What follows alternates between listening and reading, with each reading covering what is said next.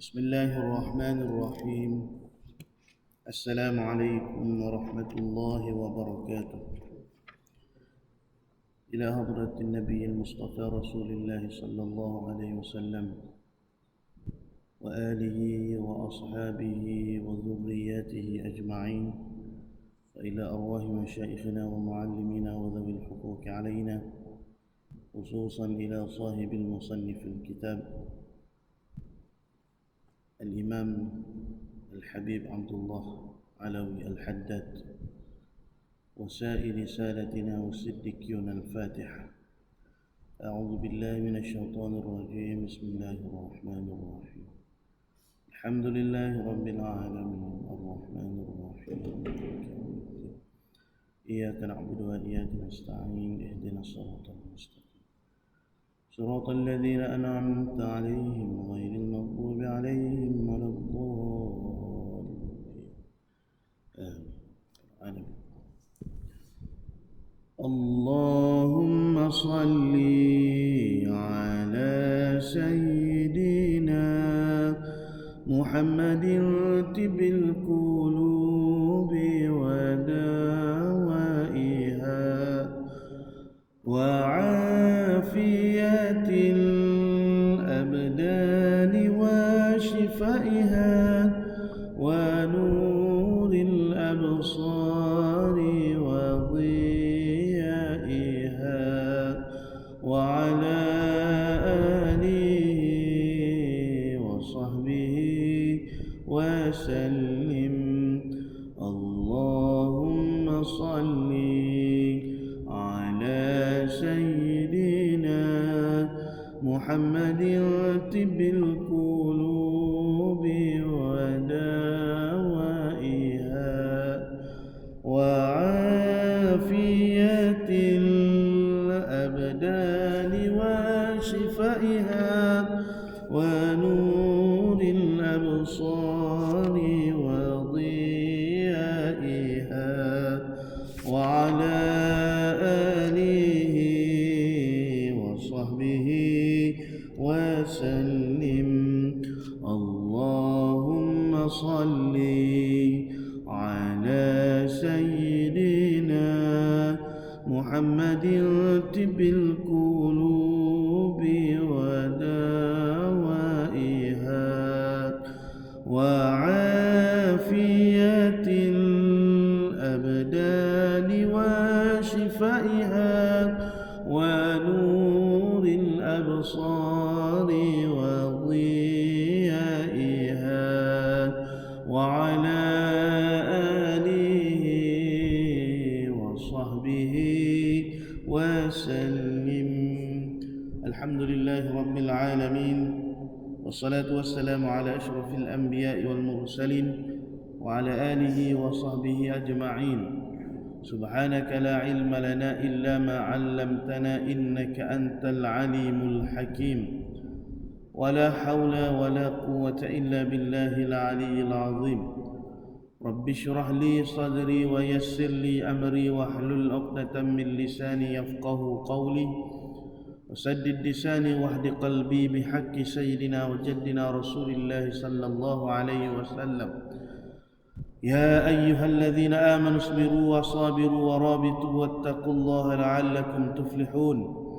اللهم أرنا الحق حقا وارزقنا اتباعه. Ya Allah, ya Tuhan kami, tunjukkanlah kepada kami yang benar itu sebenar-benarnya, dan jadikanlah kami di kalangan orang yang mengikuti akan kebenaran. Wa arinal batila batilan warzuqna ijtinabah. Ya Allah, tunjukkanlah kepada kami yang batil, yang sesat itu sebenar-benarnya sesat, dan jauhkanlah kami daripada mengikuti akan kebatilan dan kesesatan. Rabbana aftah bainana wa baina qaumina bil haqq wa anta khairul fatihin. Ilahi anta maqsudi wa ridhaka matlubi, a'tini mahabbataka wa ma'rifataka ya Allah. Nawaitul i'tikaf fi hadzal masjid sunnatan lillahi ta'ala. نويت التعلم والتعليم والتذكر والتذكير والنفع والانتفاع والإفادة والاستفادة والحث على التمسك بكتاب الله وسنة رسول الله والدعاء إلى الهدى والدلالة على الخير ابتغاء وجه الله ومرضاته وثوابه وقربه سبحانه وتعالى. Para hadirin sidang jemaah muslimin muslimat yang dirahmati lagi diberkati oleh Allah Ta'ala sekalian. Alhamdulillah, syukur kita kepada Allah kerana kita masih lagi diberikan peluang dan kesempatan pada malam yang mulia ini 28 Januari bersamaan dengan 17 Rajab. Jadi sedar atau tidak sedar, kita telah pun separuh memasuki bulan Rajab dan tinggal tidak kurang daripada 40 hari lebih. Kita akan sama-sama memasuki bulan Ramadan Al-Mubarak, bulan Ramadan yang penuh dengan keberkatan dan penuh dengan keampunan Allah. Jadi marilah sama-sama kita mengambil peluang di bulan Rajab ini untuk sama-sama kita memperbaharui taubat kita kepada Allah, memperbanyakkan istighfar, memohon keampunan dan juga kemaafan di atas segala kesilapan dan dosa-dosa kita. Kerana bulan Rajab itu juga adalah bulan di mana kita memohon keampunan kepada Allah dengan dosa-dosa yang kita lakukan, sebagai suatu persediaan dan juga persiapan untuk kita memasuki bulan Ramadan Al-Mubarak. Bahkan bulan Rajab ini juga salah satu daripada Syahrullahil Haram, bulan-bulan haram di sisi Allah, di antara 4 bulan haram yang mempunyai keutamaan dan juga kelebihan yang tersendiri di sisi Allah Ta'ala. Setiap ketaatan dan juga amalan yang kita buat pada bulan-bulan haram ini, kelebihan dia tidak sama pahalanya dengan kita lakukan ketaatan dan kebaikan pada bulan-bulan yang lain. Kerana bulan-bulan haram itu ada keistimewaan dia di sisi Allah Ta'ala. Baik, kita sambung pengajian kitab kita An-Nasaihud Diniyah, nasihat-nasihat agama wal wasayil imaniyah, dan wasiat-wasiat keimanan li Syekhul Islam Hujjatul Imam Sayyidul Habib Abdullah bin Alawi Al-Haddad Al-Hadrami Al-Syafi'i rahimahullahu ta'ala. قال المؤلف رحمه الله تعالى ونفعنا بعلومه في دارين آمين يا رب العالمين.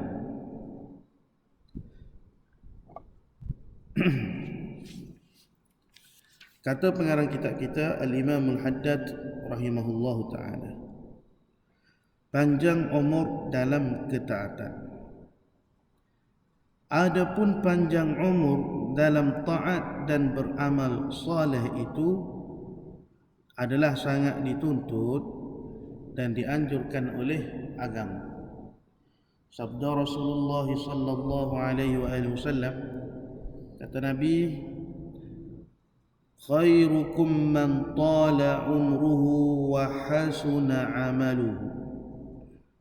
Sebaik-baik kamu iaitulah barang siapa yang dipanjangkan umurnya oleh Allah Ta'ala, wa hasuna amaluhu, dan semakin baik ataupun semakin banyak amalannya, ketaatan-ketaatannya, ibadahnya kepada Allah Ta'ala. Baik, jadi selesai adalah dalam pembicaraan berkenaan dengan zikrul maut secara panjang lebarnya apa yang kita beritahu ataupun apa yang Imamul Haddad hendak kongsikan kepada kita. Cuma di sana ada di antara perkara-perkara yang boleh menyebabkan kita ni ingat kepada kematian. Lagu mana cara paling mudah sekali lah kita kata untuk hati kita ni nak ingat tentang kematian, tentang mati, tentang alam akhirat. Maka di antara perkara yang boleh menolong dan membantu diri kita ni mengingati kematian, iaitulah zurul kubur, menziarahi kubur, menziarahi perkuburan. Seperti mana dalam hadis yang diriwayatkan oleh Abu Hurairah radhiyallahu anhu, sabda Rasulullah sallallahu alaihi wasallam, kata Nabi, zurul kubura fa innaha tuzakkarul mauta. Ziarahilah kubur kerana sesungguhnya ia, yakni menziarahi kubur itu, mengingatkan kamu, mengingatkan kita tentang kematian. Kemudian dalam hadis yang lain daripada Sayyidina Abdullah ibnu Mas'ud radhiyallahu anhu, sabda Rasulullah sallallahu alaihi wasallam, kuntu nahaitukum an ziyaratil quburi fazuruha fa innaha tuzhadu fid dunya wa tuzakkarul akhirah.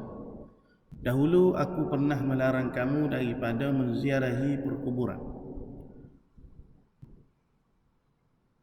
Fazuruha, maka sekarang ziarahilah ia, yakni perkuburan, kerana dengan menziarahi perkuburan itu akan menyebabkan kamu berzuhud, kamu rasa cukup, berpada hati terhadap kehidupan dunia ini, wa tuzakkarul akhirah, dan menyebabkan kamu ingat tentang negeri akhirat.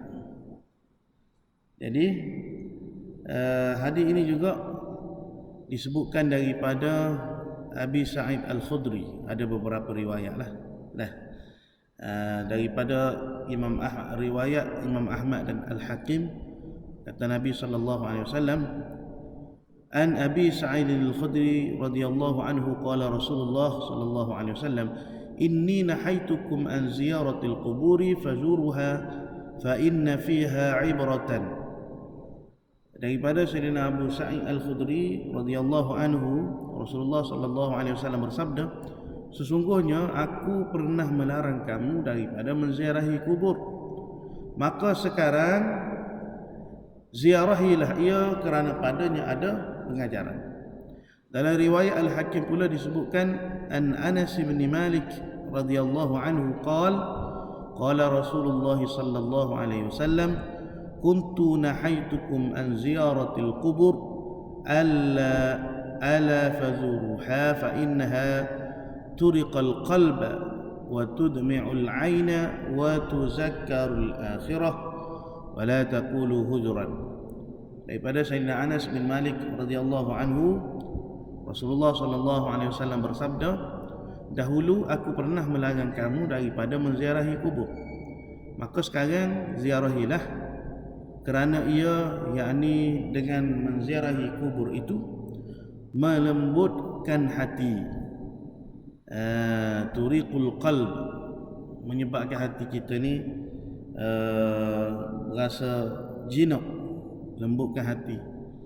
Lembut hati ni bukan makna lembut jadi lembut dah, maknanya dia akan mari rasa kesedaran, keinsafan. Hati yang keras tadi tu dia mari terbuka, mari berasa terkesan, kesok, dan menyebabkan mata menangis, wa tudmi'ul 'aina, mata kita ni akan mengalir air mata, dan mengingatkan tentang hari akhirat, wala taqul hujran, dan janganlah kamu katakan yang buruk, yakni katakan perkara yang tidak baik.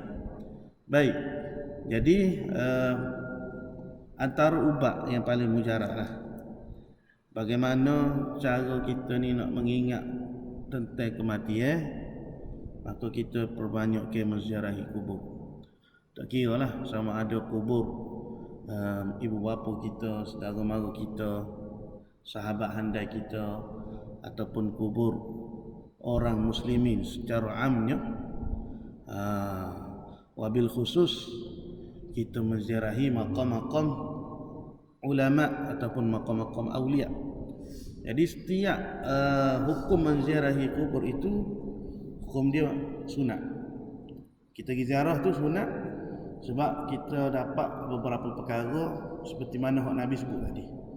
Boleh mengingatkan tentang kematian, kemudian boleh mengingatkan tentang hari akhirat, boleh melembutkan hati, boleh mengalirkan air mata.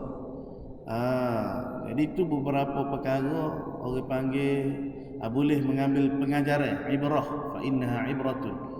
Bila kita pergi ziarah kubur ni, kita boleh tengok yang hakikat kehidupan kita ni, di situlah tempat kita kembali. Nah, pakai setengah daripada beberapa para ahli-illah, ulama kita, seperti mana hak dibuat oleh Tuan Guru Haji Saleha, Tuan Haji Saleha Tupak Kelantan. Nah, jadi Tuan Haji Saleha ni, dia waktu dia hayat hidup tu dia dah gali kubur untuk dia lah, untuk dia beribadat kepada Tuhan, untuk dia suluk, untuk dia mengingati kematian.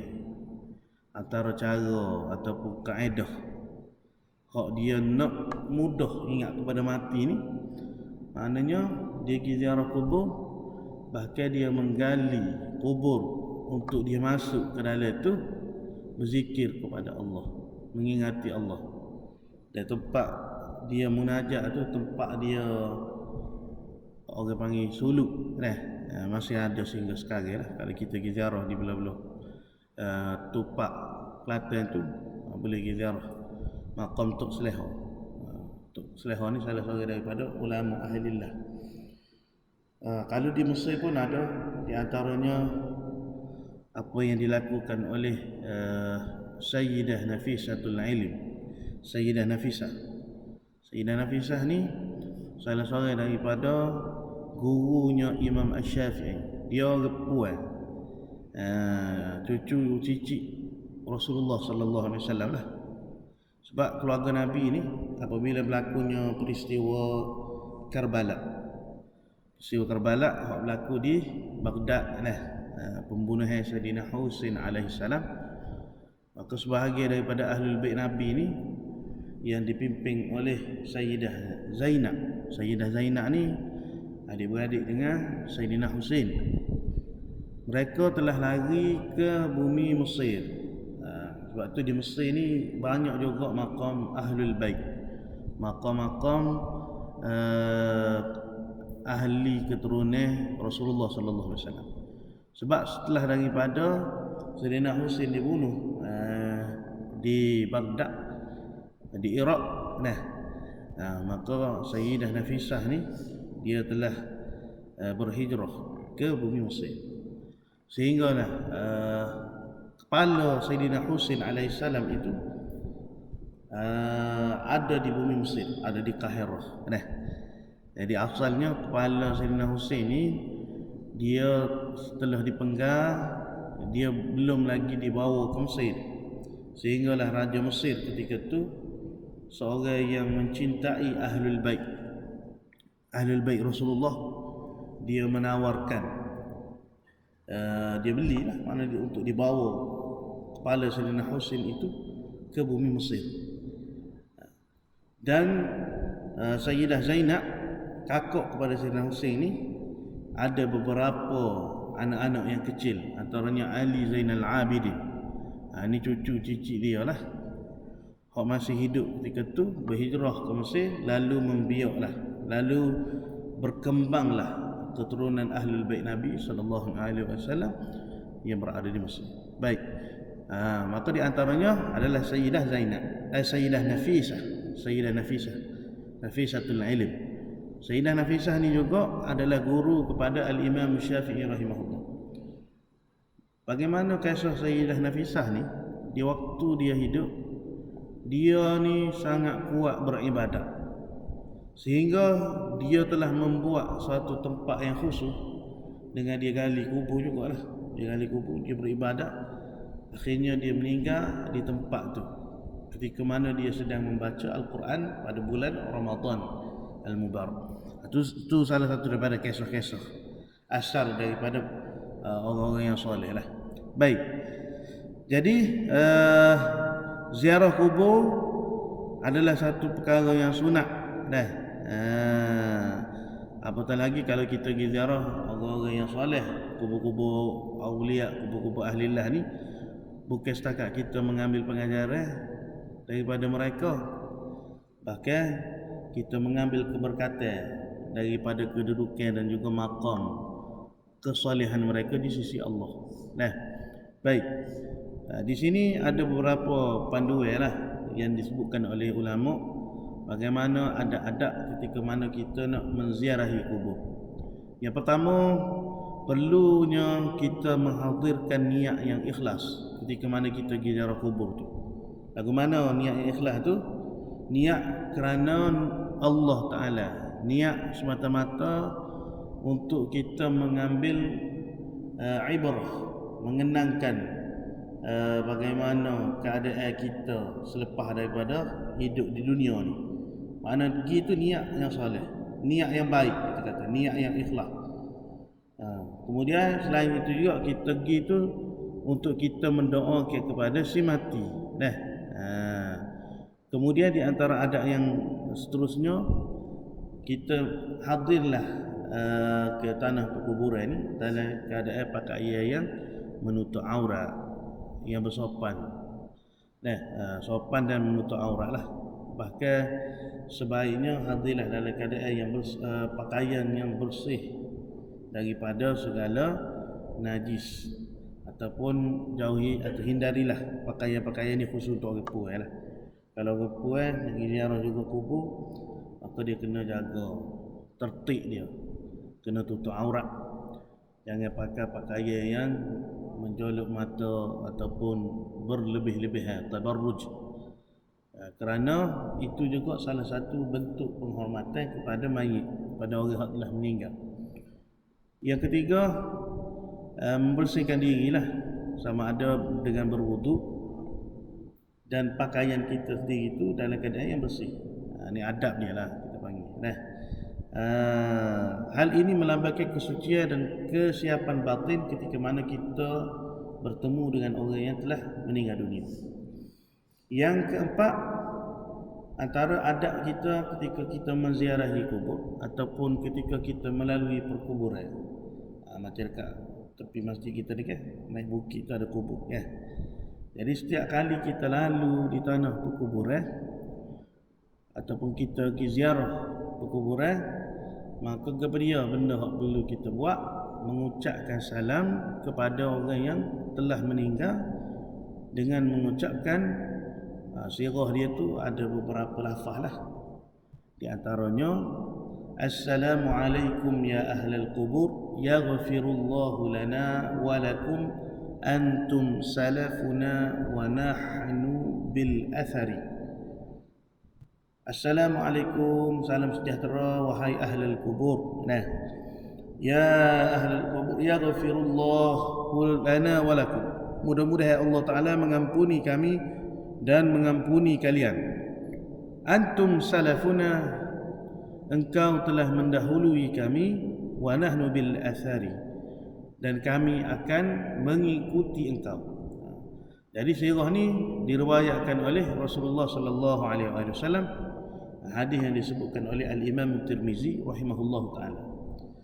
Kemudian asar yang lain juga, antara sirah yang lain yang boleh kita baca ketika kita lalu di tanah perkuburan. Jangan duduk lalu gitu je. Sebab kubur-kubur tu dia panggil lambang akhirat tu.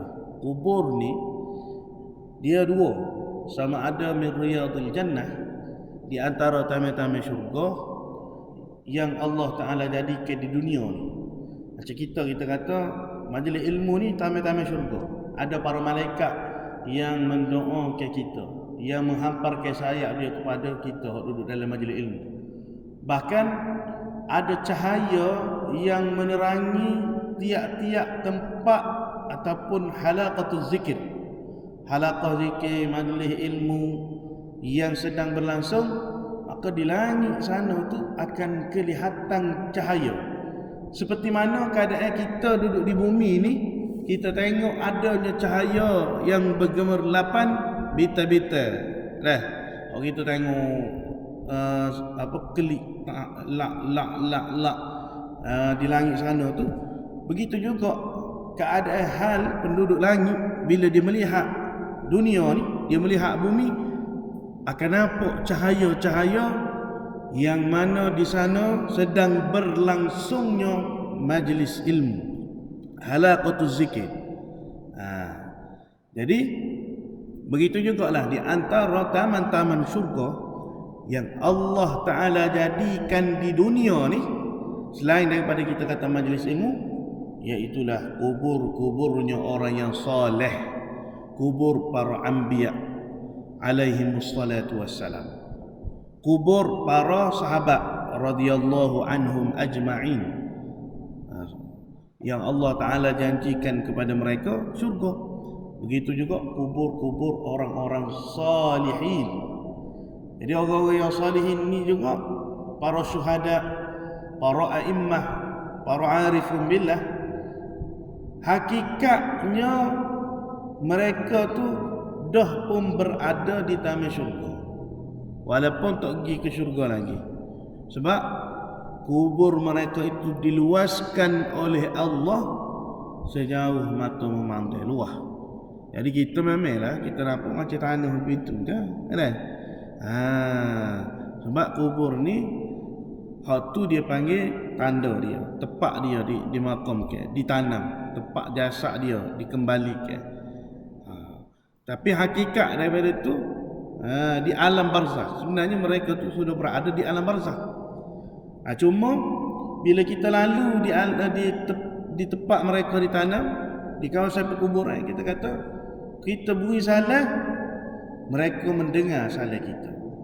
Kalau kita ni ahli keluarga kepada sahibul kubur, mereka kenal, mereka tahu ahli waris dia hak mari ziarah dia, dan mereka bergembira dengan datangnya ahli keluarga yang menziarahi mereka.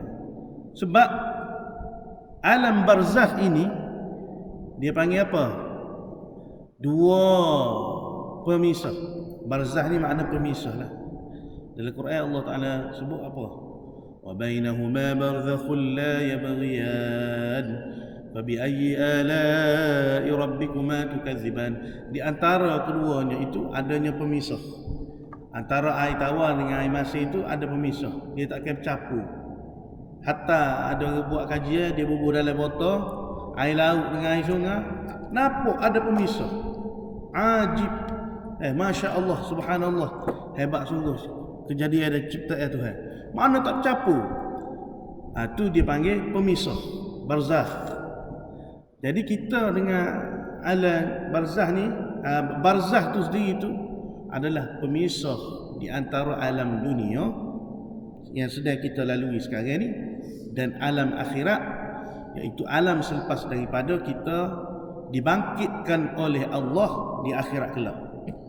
Jadi antara alam kita ni dengan alam barzakh, dia masih ada hubungan lagi. Apa makna ada hubungan lagi? Setiap doa yang kita minta kepada Allah, kepada sahibul kubur, mereka masih dapat lagi menerima kebaikan. Mereka masih lagi boleh diringankan seksa. Mereka masih dapat lagi nikmat-nikmat seperti mana kita sedekah pada mereka. Sebab itu kadang-kadang setengah orang bila dia mimpi dengan orang hak mati dah, orang hak mati dah tu minta tolong pada dia, kata tolong hamba tengah duk sepi ni. Malu kita mimpi tu kita tengok dia tu dalam keadaan yang tidak baik, maka gapo dia tugas kita orang hak hidup ni sedekah pada dia, sama ada sedekah Fatihah, sedekah 3 kub, ataupun kita buat jamuan, kita niat sedekah untuk si mati tu. Ni mudah-mudahan roh dia tenang, mudah-mudahan terangkat sedikit sebanyak segala seksa-seksa hak sedang dia hadapi di alam barzakh. Maknanya hubungan kita dengan mereka tu masih ada lagi. Bahkan para anbiya alaihi wassalatu wassalam, Bagaimana Rasulullah sallallahu alaihi wasallam menyebutkan al-anbiya fi quburihim yusallun. Ruh-ruh para nabi ni dalam kubur hal mereka tu bersembahyang kepada Allah. Dan banyak kisah-kisah yang kita dapati bagaimana hubungan kerohanian kita dengan Rasulullah sallallahu alaihi wasallam masih lagi wujud, masih lagi ada. Walaupun jasad Rasulullah sallallahu alaihi wasallam itu telah meninggal, yakni dah meninggalkan dunia, tetapi roh dia masih hidup. Memanglah hidup. Dan hubungan Nabi sallallahu alaihi wasallam dengan umatnya tidak pernah terhenti, tidak pernah putus setelah kewafatan baginda sallallahu alaihi wasallam. Bagaimana kisah kamu tu ingat sultan mana? Tapi ketika tu sultan tu menjadi khalifah. Cerita ni disebutkan oleh almarhum Allahyarham Tuan Guru Dr. Haruddin. Dr. Haruddin cerita bagaimana pernah berlaku dalam sejarah umat Islam dulu, satu orang Yahudi dia menyamar jadi seorang Islam, dia nak buat lagi jasad Rasulullah. Bila dia nak buat lagi jasad Rasulullah, dia duduk di Madinah, dia sewa rumah yang berdekatan dengan Masjid Nabi. Dan ketika tu dia duk gali sikit demi sikit bawah tanah ni, hingga ada satu dinding sahaja lagi antara dia dengan makam Rasulullah sallallahu alaihi wasallam. Jadi ketika tu khalifah yang memimpin umat Islam, zaman khalifah, anda tak ingat khalifah mana? Tuan-tuan boleh cek balik. Dia mimpi jumpa dengan Rasulullah. Rasulullah kata, tolong aku. Tolong. Pelik dia. Terkejut dia daripada mimpi itu. Terus dia berangkat ke bumi Madinah. Sebab dia tidak berada di Madinah, tak silapnya di Basrah. Berangkat di bumi Madinah. Lepas tu dia cek, dia pergi ziarah Nabi. Dia terfikir, apa dia alamat takbir daripada mimpi yang dia dapat. Rasulullah minta tolong dengan dia. Akhir sekali dia kata, ada tak di antara orang luar Madinah hak melakukan umrah di Madinah? Cek punya cek, dia panggil seluruh penduduk Madinah apa semua, ada satu orang. Dia ni bukan orang Madinah ni, orang daripada luar Madinah masuk ke bumi Madinah. Maka diperiksa rumah dia. Bila diperiksa, rupa-rupanya dia adalah seorang Yahudi yang menyamar sebagai seorang Islam dan menggali lubang di bawah rumah yang dia sewa tu, hanya tinggal satu dinding sahaja untuk menembusi makam Rasulullah sallallahu alaihi wasallam. Tu orang panggil antara kisah bagaimana hubungan Rasulullah tu dengan umat dia tu masih lagi berada. Begitu juga apa yang berlaku kepada Allahyarham Dr. Haruddin ni. Jadi Dr. Haruddin dia cerita dia mimpi dengan Nabi sebanyak 3 kali. Kali pertama dia tidak diizinkan oleh Allah untuk melihat wajah Nabi. Cuma dia nampak daripada jauh ada satu rumah, para sahabat berkumpul ramai di situ, yang mana di dalamnya itu adanya Rasulullah. Tu kali pertama dia mimpi. Maknanya dikhabarkan kepada dia yang di dalam rumah itu adanya Rasulullah sallallahu alaihi wasallam. Jadi hinggalah kali ketiga bila Dr. Haruddin ni Allahyarham ni boleh melihat jasad Rasulullah. Ketika tu dia ada satu masalah sakit tulang belakang yang sangat kritikal hingga lumpuh lah. Jadi nak ringkaskan cerita, bila mimpi dengan Rasulullah menangis, tak boleh nak bayangkan, tersebut dia. Sebab kali pertama tak mampu nak lihat, kali kedua tak mampu, kali ketiga bila mimpi Rasulullah tanya khabar dia kata dia sakit belakang. Rasulullah usap di belakang dia, rosok gitu.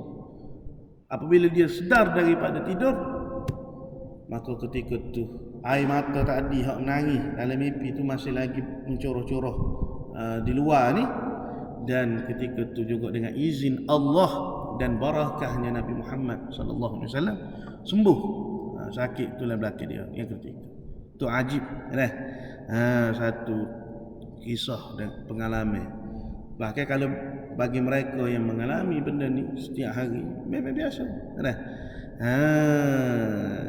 Jadi tidak mudah orang yang dapat mimpi dengan Rasulullah ni, melainkan itu adalah pilihan Allah dan rezeki yang Allah Ta'ala telah berikan. Baik, jadi siapa yang diizinkan dapat mimpi, dapat jumpa dengan Rasulullah dalam mimpi itu, maka itulah satu anugerah daripada Allah. Dan anugerah itu tidak tertentu kepada orang yang beriman, orang yang soleh, orang yang dah darjat wali semata-mata. Tak, kadang-kadang boleh berlaku sahaja pada orang awam dan sebagainya. Itu dengan izin Allah lah, dengan pilihan Allah. Bahkan ada juga para awliya, para ahlillah yang tidak diizinkan bermimpi dengan Nabi, ada juga. Jadi orang yang bermimpi dengan Rasulullah tu tidak semestinya orang yang soleh semata-mata, tak, kerana itu adalah pilihan Allah. Dan tidak semestinya orang yang tak mimpi dengan Nabi itu maknanya orang yang tidak soleh, orang yang bukan wali. Kerana ada juga orang hak ahlillah, hak wali Allah, hak orang soleh, tapi dia tidak direzekikan bermimpi dengan Rasulullah sallallahu alaihi wasallam. Cuma apa yang kita nak highlightkan di sini, yang alam barzakh dengan kita ini masih ada hubungannya lagi. Bahkan Rasulullah sallallahu alaihi wasallam itu sendiri, hubungan baginda dengan umatnya tidak pernah terhenti setelah mana kewafatan Rasulullah sallallahu alaihi wasallam. Baik. Jadi kita tengok sekali. Jadi adab kita menziarahi kubur ni makna kita beri salam lah. Ataupun Assalamu ala ahli diyari minal mu'minin wal muslimin wa yarhamullahu al-mustaqdimin minkum wa minna wal mustakhirin wa inna insyaallahu bikum lahikun. Tu banyaklah lafaz-lafaz yang diajarkan oleh Nabi. Sekurang-kurangnya hak kita nak sebut bila kita lalu kat kawasan perkuburan ni, Kak, Assalamualaikum ya ahlal kubur. Itu pun cukup dah. Kalau tak ingat sangat, Kak, kena beri salam. Kemudian apa lagi, kita hormat perkuburan, kita baca doa dan juga membaca Al-Quran. Doa ni macam biasalah, Allahumma ghfir lahu warhamhu wa'afihi wa'fu anhu wa akrim nuzulahu wa wasi' madkhalahu wa ghsilhu bil ma' wasal wal bar ila akhir. Itu doa yang biasa kita baca juga. Kemudian bila kita menziarahi kubur ni, kita ziarahilah, kita kena hormati hak-hak orang si mayit. Apa makna menghormati hak-hak si mayit? Hukum di antaranya kita dilarang daripada mencabut sebagai tanaman-tanaman ataupun rumput-rumput yang tumbuh di atas perkuburan, di atas jasad yang ditanam, itu tak boleh. Sebab apa? Sebab pokok-pokok itu mendoakan kepada si mayit. Itu adalah hak kepada si mayit. Kalau saja-saja dicabut, hukumnya haram, dosa. Sebab kita mengambil hak mayit. Ada pun kalau semua hak bukan di tempat ditanam mayat tu, hak tu tak apalah. Baik, itulah sedikit sebanyak. Baik, kemudian di antaranya lagi, tidak melakukan perkara khurafat dan sebagainya. Wallahu taala alam wa ilmuhu atam. Jadi setakat ini adalah untuk malam ini. InsyaAllah kita sambung pada pertemuan yang akan datang. Yu'til hikmata man yasha' wa man yu'tal hikmata faqad utiya khairan katsira wa ma yazakkaru illa ulul albab. Bismillahirrahmanirrahim. Alhamdulillahirabbil alamin.